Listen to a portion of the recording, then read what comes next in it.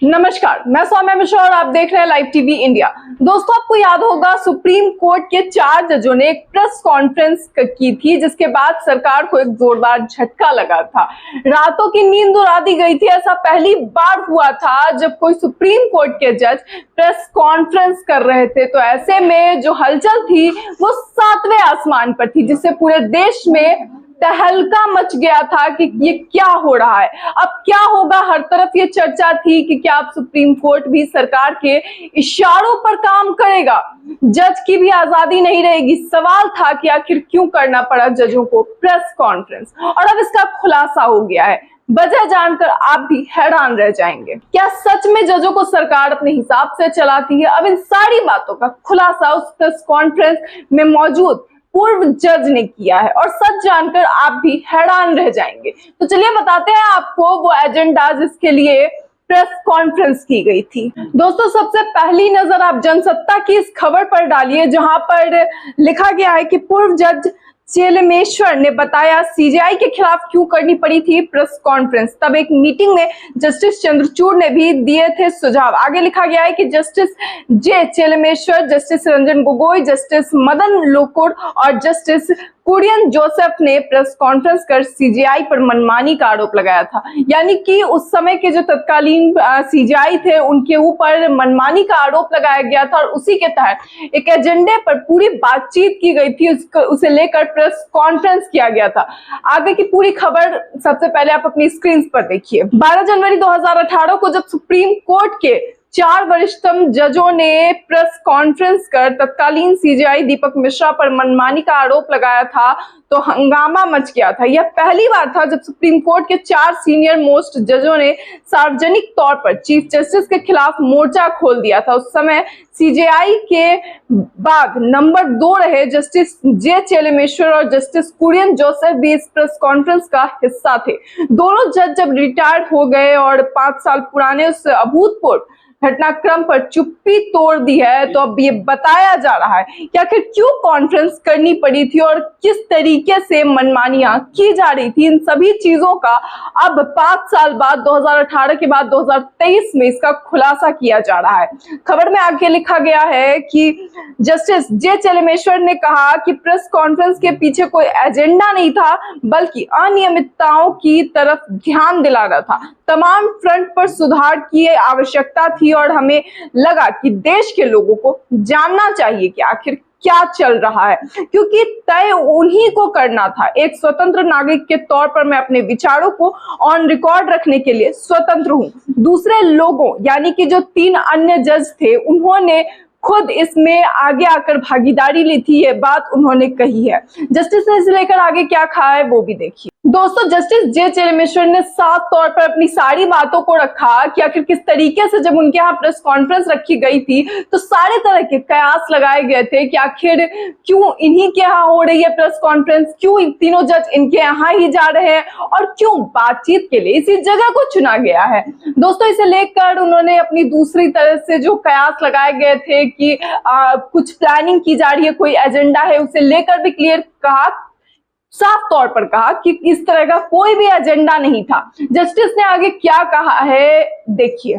Justice Kurian Joseph ने कहा कि बड़ी उम्मीदों के साथ शुरू हुई एक कहानी का अंत इसके विपरीत हुआ। मेरा मानना था कि प्रेस कॉन्फ्रेंस से एक मैसेज जाएगा। सुप्रीम कोर्ट में chief justice of India master of roster होते हैं और वही तय करते हैं कि कौन सा केस किस जज के पास जाएगा। जस्टिस जोसेफ कहते हैं कि मैं हाई कोर्ट का चीफ जस्टिस रहा हूं। सुप्रीम कोर्ट में 6 साल के कार्यालय के दौरान सिर्फ 3 बार फुल कोर्ट हियरिंग हुई, जबकि हाई कोर्ट में प्रत्येक 6 महीने में ऐसा होता था। यानी कि जो चीजें थी वो सही तरीके से नहीं चल रही थी, मनमानी की जा रही थी। उस दौरान जो जस्टिस थे, चीफ जस्टिस ऑफ इंडिया थे, वो सही तरीके से काम नहीं कर रहे थे। जो प्रोसीजर सही तरीके से चलना चाहिए था, 6 महीने पे जो हियरिंग्स होनी चाहिए थी वो नहीं हो रही थी। यानी कि 5-6 साल में मात्र 3 हियरिंग हुई थी, जो फुल ज्वाइंट हियरिंग होती है। इन सभी चीजों को लेकर के मनमानियां चल रही थी और प्रोसीडिंग सही से नहीं चल रही थी। इन सभी बातों को लेकर यहाँ पर वाद विवाद उस पर चर्चा की गई थी उस प्रेस कॉन्फ्रेंस के दौरान, और इस तरह का कोई भी मेन प्लानिंग प्लॉटिंग नहीं था, बल्कि आगे आने वाले समय के लिए किस तरीके से चीजों में सुधार किया जा सकता है, इन चीजों को लेकर बातचीत हुई थी। उन्होंने आगे कहा कि मुझे ऐसा लग रहा है कि इस प्रेस कॉन्फ्रेंस के बाद काम का बंटवारा ठीक तरीके से होगा। उस वक्त ऐसी स्थिति थी कि कई जजों को एक भी कॉन्स्टिट्यूशनल बेंच लीड करने का मौका नहीं मिला और कई ऐसे जज भी थे जो लगातार संवैधानिक पीठ की अगुवाई किए जा रहे थे। मेरे लिए यही टर्निंग पॉइंट था और प्रेस कॉन्फ्रेंस करने के लिए उकसाया गया। इस मामले में जजों ने जो आरोप लगाए थे उसमें कुछ चीजें जो शामिल है वो ये है कि इन चारों जजों ने तत्कालीन चीफ जस्टिस दीपक मिश्रा पर आरोप लगाते हुए ये कहा था कि यदि सुप्रीम कोर्ट जैसी संस्थाओं को बचाया नहीं गया तो देश में लोकतंत्र नहीं बचेगा। जजों ने आरोप लगाया था कि दीपक मिश्रा बिना पारदर्शिता के केसेस का बंटवारा कर रहे हैं।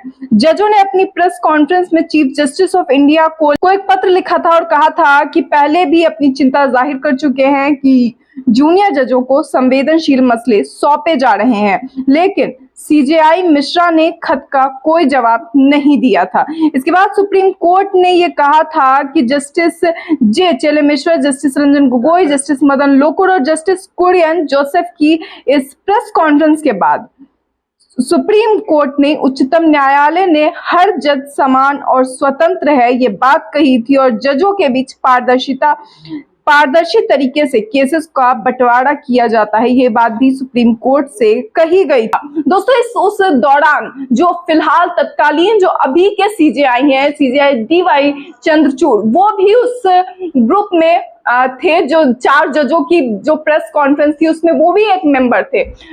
उस समय उन्होंने भी कई ऐसे जो आइडियाज थे वो दिए जो आगे आने वाले भविष्य के लिए अच्छे साबित हो सकते थे। उसे लेकर भी इस खबर में बताया गया है, आप इस खबर को देखिए। जस्टिस कुरियन ने बातचीत के दौरान इंडिया टुडे इनक्लेव में भी ये बताया कि उससे प्रेस कॉन्फ्रेंस के बाद एक इन हाउस मीटिंग भी हुई जिसमें तमाम हाई कोर्ट के वे जस्टिस भी शामिल हुए थे जो आने वाले दिनों में सीजेआई बनने की कतार में थे। मौजूदा चीफ जस्टिस डीवाई चंद्रचूड़ भी इस मीटिंग का हिस्सा थे। इस मीटिंग में चर्चा हुई थी कि आने वाले दिनों में ऐसी परिस्थितियों में किस तरीके से बचा जा सकता है। जस्टिस चंद्रचूड़ ने भी कई तरह के सुझाव दिए थे। जस्टिस जोसेफ ने इसे लेकर आगे भी बताया है कि मुझे कुछ खास बदलाव नहीं दिखता है। मुझे उम्मीद है कि मौजूदा चीफ जस्टिस डीवाई चंद्रचूड़ ने उस वक्त जो आइडियाज दिए थे वो उन्हें याद होंगे।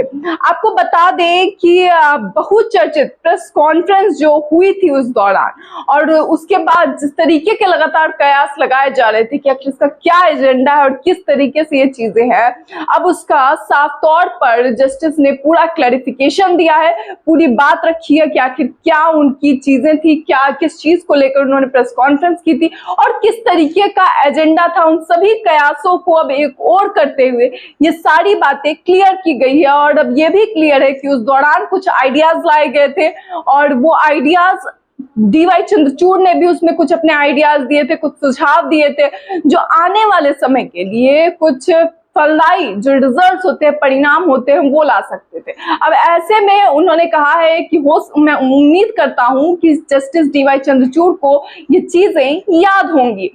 अब इसे लेकर जो सारे लोगों के मन में सवाल थे, आज उन सवालों का जवाब उन्होंने दिया है और अब इस जवाब से आप कितने संतुष्ट हैं, अपनी राय को कमेंट बॉक्स में जरूर बताइएगा कि जो चीजें खुलकर कही गई हैं वो आपको कितनी सही लगती हैं और आप इस पर अपनी क्या प्रतिक्रिया देंगे। अपनी प्रतिक्रिया कमेंट बॉक्स में जरूर बताएं। इस वीडियो को ज्यादा से ज्यादा लोगों तक शेयर करें, हमारे चैनल को सब्सक्राइब करें। फिलहाल इस वीडियो में इतना ही, तब तक के लिए धन्यवाद।